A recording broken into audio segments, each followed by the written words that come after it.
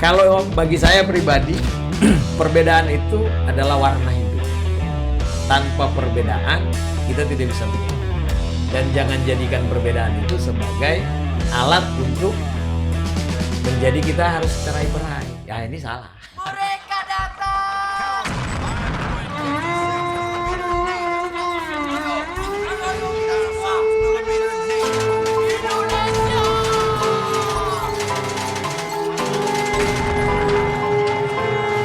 Maju Indonesia. Maju bola. Nama kita untuk Indonesia. Dahulu kita yang lemah tak berdaya, Mereka penjajah membabi buta. apakah kita berdiri diam saja?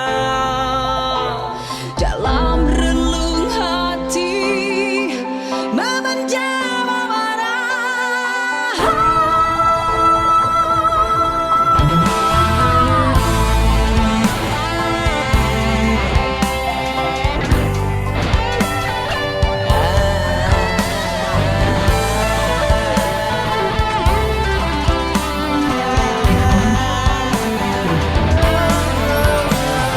Jeritan dan tangisan mengiris hati ini, menginginkan kebebasan dari belenggu penyiksa.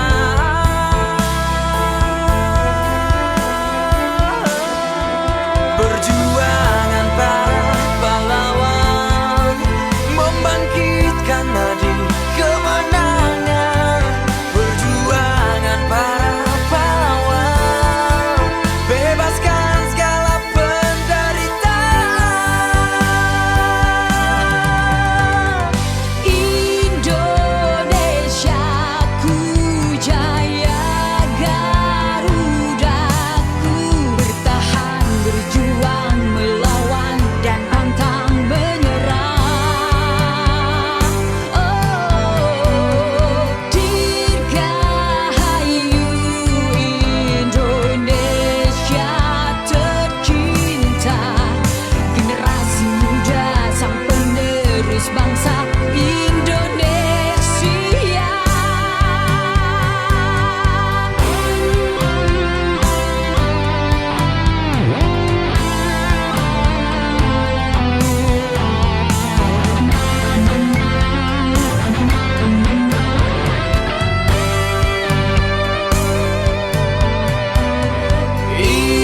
Indonesia ku jaya, Garudaku bertahan, berjuang, melawan dan pantang menyerah. Oh, dirgahayu Indonesia tercinta, generasi muda sang penerus bangsa Indonesia. hal-hal yang mengenai pemindahan kekuasaan dan lain-lain diselenggarakan dengan cara saksama dan dalam tempo yang setingkat-tingkatnya.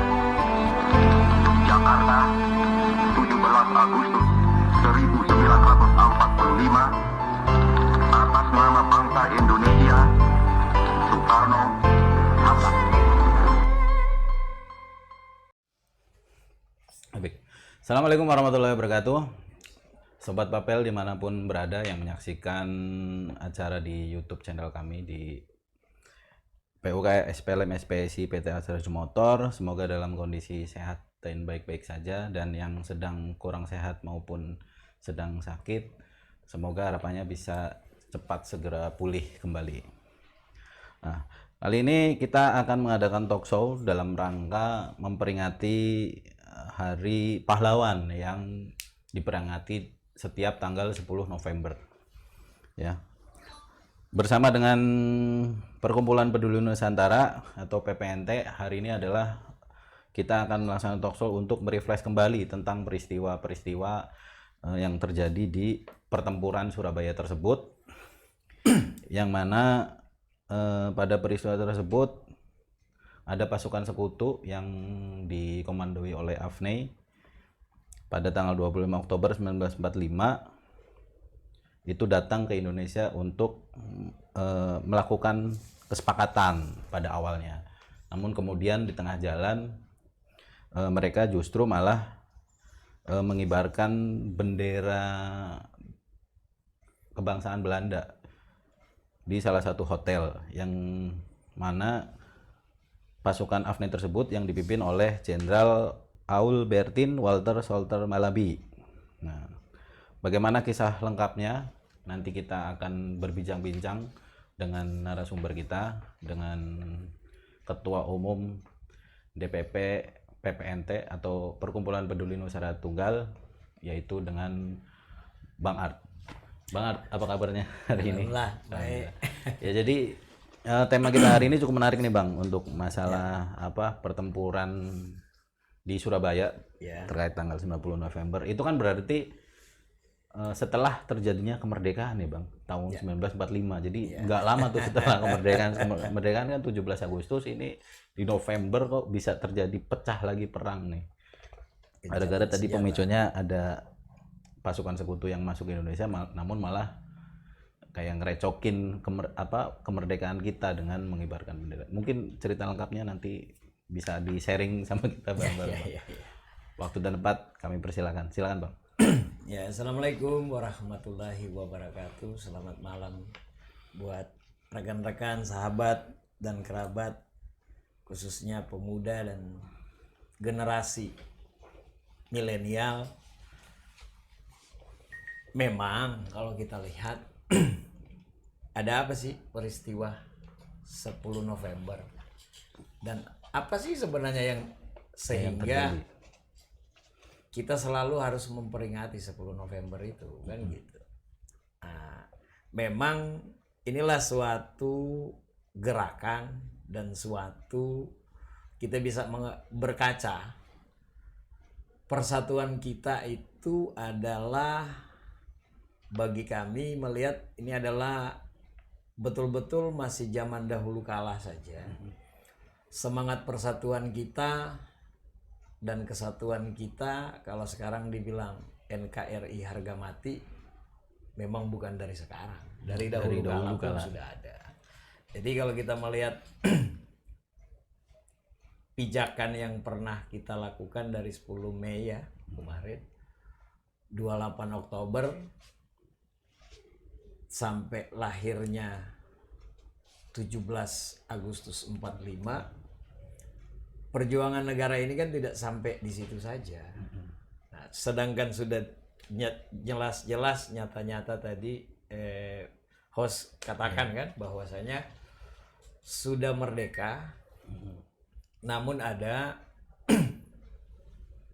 segerombolan lah, atau kelompok gerombolan. Ada segerombolan lah, kan? Dia Yang datang untuk datang. Seperti apa sih datangnya? Nah, sehingga suka tidak suka, senang tidak senang, pertempuran ini merupakan gesekan demi gesekan, sehingga dinamakan pertempuran yang paling terbesar dan terberat di dalam sejarah Republik Indonesia. Kenapa? Dikarenakan secara de facto de jure 1745 sudah diproklamirkan. Namun sebagai anak bangsa yang betul-betul merasa cinta akan tanah airnya, merasa zaman itu ini ada kelompok orang datang di negara kita yang sudah diproklamirkan, ya kan? Sepakat kita di situ, tapi masih mempergunakan bendera yang bukan bangsa kita sendiri. Apalagi pernah menjajah gitu ya.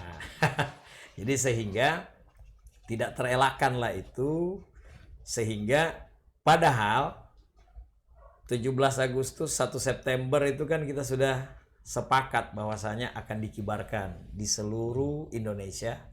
Salah satunya di kota Surabaya. Namun ternyata setelah disadari bendera ini bukan bendera itu yang dikibarkan, sehingga terjadilah, kalau sekarang bahasa kerennya, adu argumentasi sehingga terakhir gencatan senjata. Sehingga terbitlah ada satu ultimatum dari pemerintah Inggris untuk masyarakat Indonesia harus menyerahkan senjata kan. Nah, disinilah yang kita lihat. Jadi kan setelah kita runut 17 Agustus setelah Indonesia memproklamirkan, 1 September harus sudah dikibarkan bendera merah putih. Meskipun Indonesia sudah diproklamirkan kemerdekaan, masih banyak kekosongan. Kekuatan terjadi baik di dalam maupun di luar, sehingga dimanfaatkan oleh pihak-pihak, sehingga terjadilah insiden perobekan yang tadi host katakan, perobekan bendera Belanda di Hotel Yamato Surabaya. Kita tahu isu ini, atau kita tahu, pasti sudah tahu, pada tanggal 19 September 65 terjadi insiden perobekan bendera Belanda di Surabaya. Itu tahun 65 kan gitu. Nah, peristiwa ini memang benar dipicu oleh gagalnya perundingan Sudirman atau yang dinamakan perundingan Indonesia dengan Plukman dari Belanda, di mana pihak Belanda mengibarkan benderanya merah putih biru setelah Indonesia merdeka. Jadi jelas tadi kan runut-runutannya. Hal ini membuat masyarakat Indonesia saat itu sangat marah karena mereka menganggap Belanda menghina kemerdekaan Indonesia dan melecehkan pengibaran bendera merah putih, sehingga mereka harus menghabisi pasukan sekutu agar bagian biru dan dari bendera Belanda itu bisa dirobek. Ini asal muasal. Sehingga Plukman merupakan seorang panglima lah pasukan Belanda, tewas dicekik oleh siapa? Oleh Sidik, seorang pemuda yang juga tewas pada saat melaksanakan kegiatan untuk merobek bendera itu.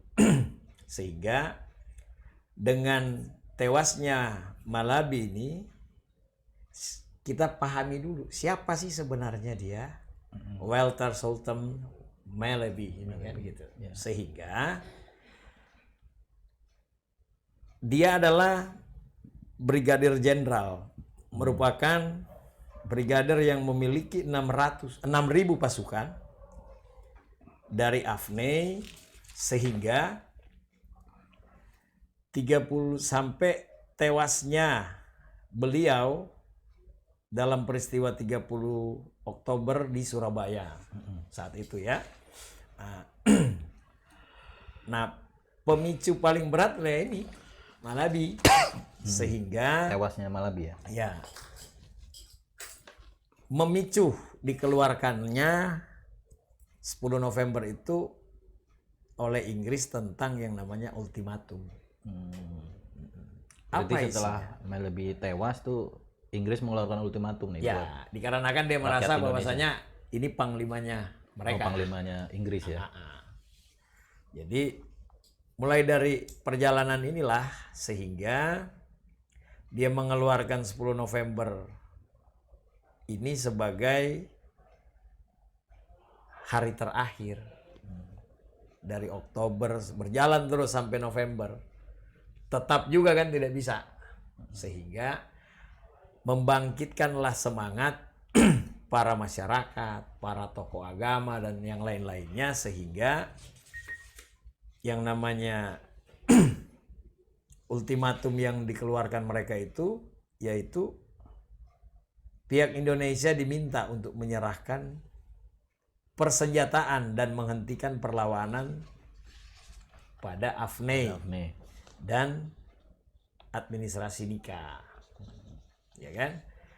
Nah, apabila tidak menaati, ya kan, ultimatum tersebut, ada ancaman gempuran ke kota Surabaya dari darat, laut, dan udara. Namun hal ini tidak ditaati memang. Mau kita udah merdeka, mau ngapain kita taati, Iya. ya kan? Kenapa mau menyerah gitu? Ya. Sehingga terjadilah pertempuran 10 November 45 ini selama kurang lebih 3 minggu lamanya. Kan lumayan panjang 3 minggu. Nah, dalam momentum sejarah singkat para pahlawan ini ada 4 pahlawan nasional yang dimiliki dan memiliki andil besar, yaitu Kiai Haji Hashim Musari, Gubernur Suryo, Bung Tomo, dan Mustopo. Jadi kan kalau kita kaji dengan dari 10-20 Mei kita masuk ke 28 kemarin dengan yang namanya Rengas Dengklok dengan nikah, akhirnya kan ketemu jalannya ini. Jadi inilah yang harus memang kita sebagai anak bangsa, sebagai pemuda, ya kita harus mengetahui sejarah. Dan memang makin hari makin akan kegerus, karena setiap memaknai ini kalau cuma hanya dipakaikan hanya slogan kan, sehingga memaknai yang namanya Hari Pahlawan itu setelah kita membahas sedikit tadi, kan kita udah bisa melihat apa sih yang dapat dilakukan buat peringatan Hari Pahlawan. Ya. Benar kira-kira kan?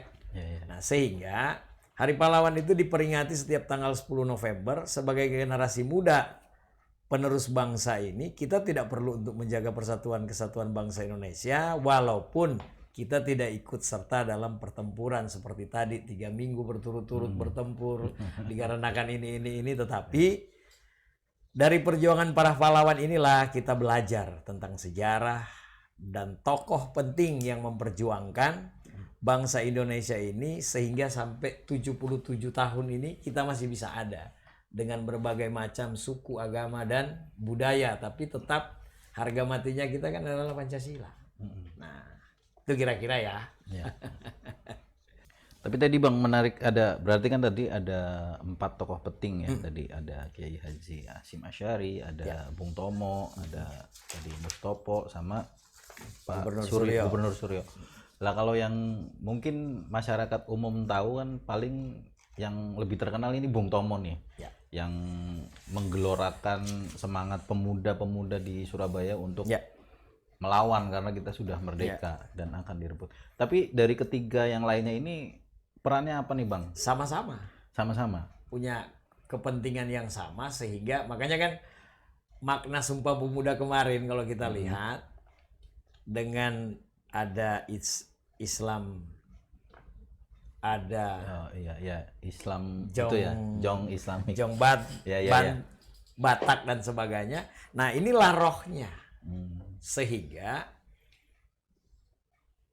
sudah dikeluarkannya ultimatum, bukan. Nah, inilah semangat ini kan. Makanya tadi Bang Ad bilang, kita sebagai generasi anak muda sekarang kan sudah tidak lagi sama seperti tokoh-tokoh atau 4 tokoh nasional yang tren di Jawa Timur ini, yang 10 November ini menjadi sebagai momentum, dan setiap 10 November itu tetap menjadi sejarah tonggak setelah 17 Agustus 45 dikumandangkan, 1 September 45 diminta untuk dikibarkan ke seluruh negeri Nusantara Indonesia ini, tapi ternyata di Surabaya adalah masih pintu bergejolak, ya. Indonesia bagian timur, ibu kotanya Indonesia bagian timur kan Surabaya. Itu masih ada ternyata bendera. Nah, dari situ pun politik praktis kalau kita lihat kan masih mempunyai wawasan Wiyata Mandala dan wawasan Nusantara yang baik dan benar.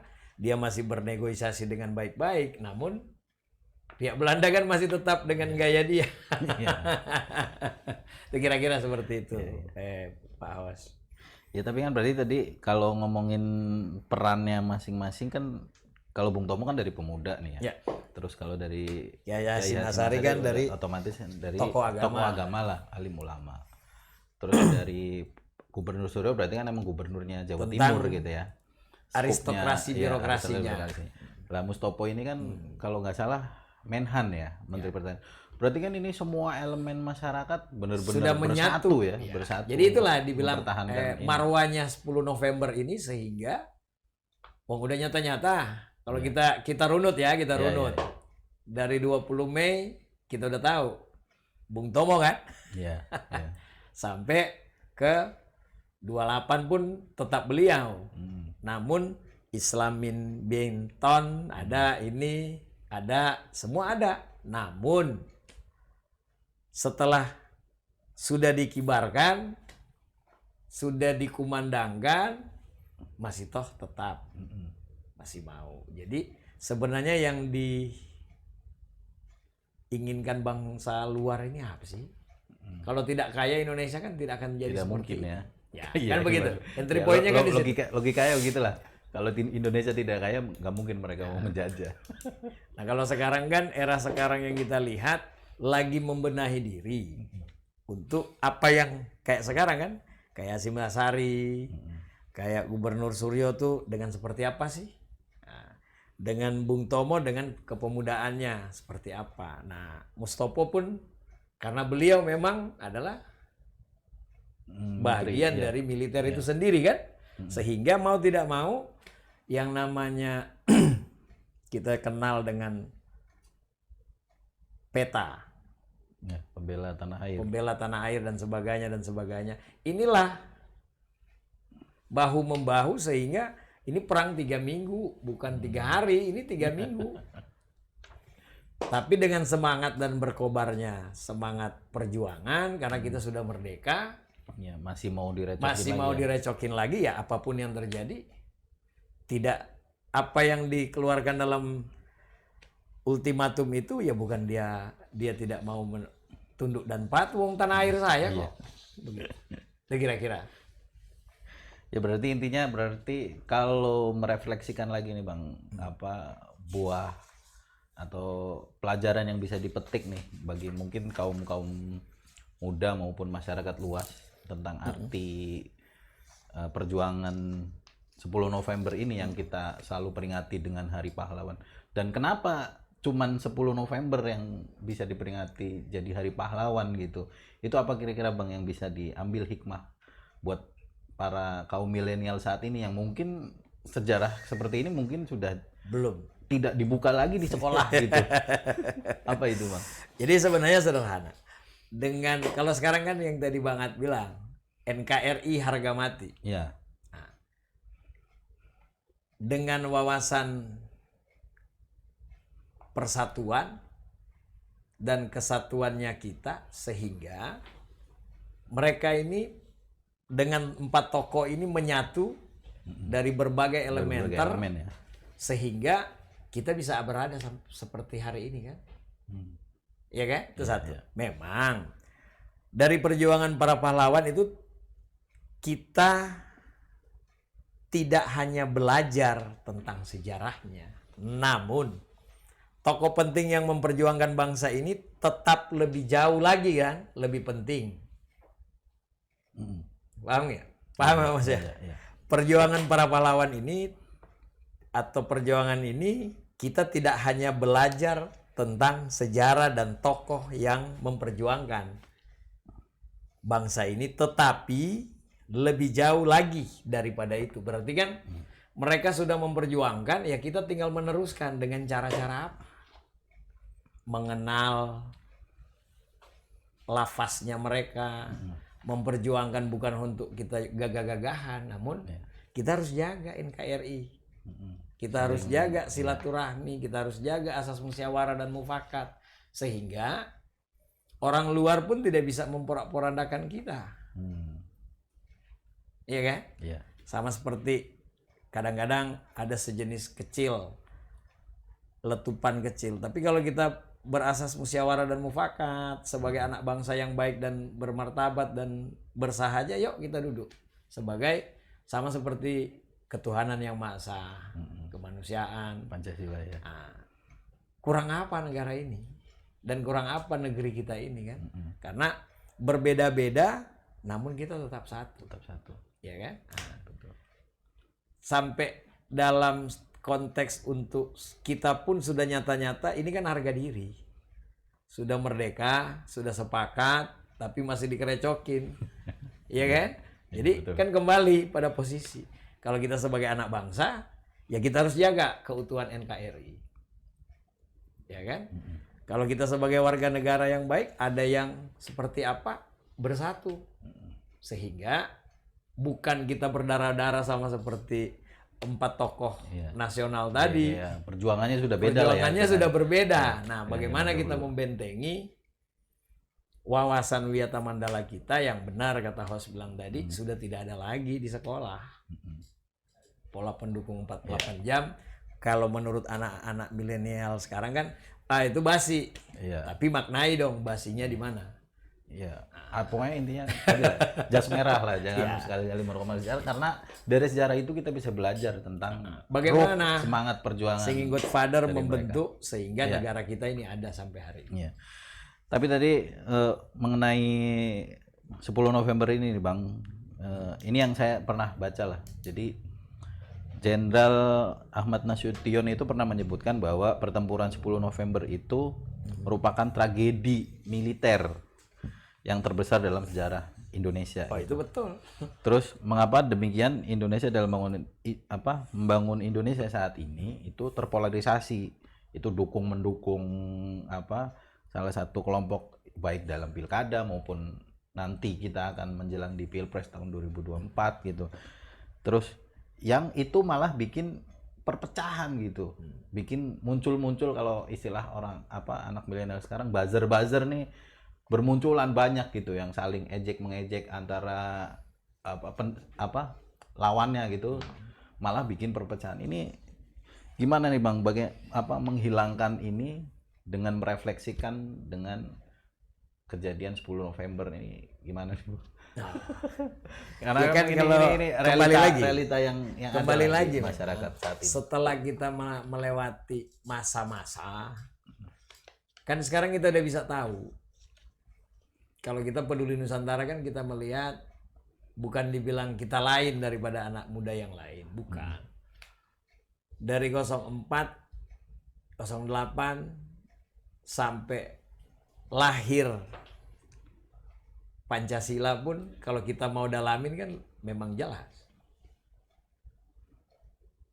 04, 08 sampai 26 lahir lagi lebih terang yang namanya kemarin kita baru peringati Sumpah Pemuda. Sumpah Pemuda. Sejarah ini berbagai macam politik kan, sejarah Sumpah Pemuda itu kan betul-betul bisa melihat yang tadi ya pertanyaan tadi. Berbeda-beda suku, berbeda-beda etnis dan agama pun mereka tetap menyatu. Dikarenakan apa?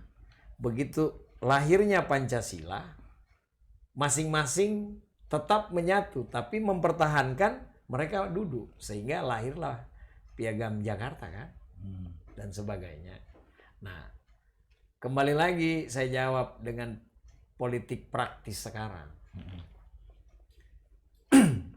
Yang mereka pingin jalanin apa sih? Sebenarnya kan partai politik itu kan baik. Ya, sebenarnya tujuannya. Tujuannya baik. Ya. Namun kita pasti berbicara kelompok. Namun kalau kita sebagai anak bangsa yang baik, bertanah air satu, bahasa Indonesia, kenapa kita harus pecah? Kenapa kita harus ribut?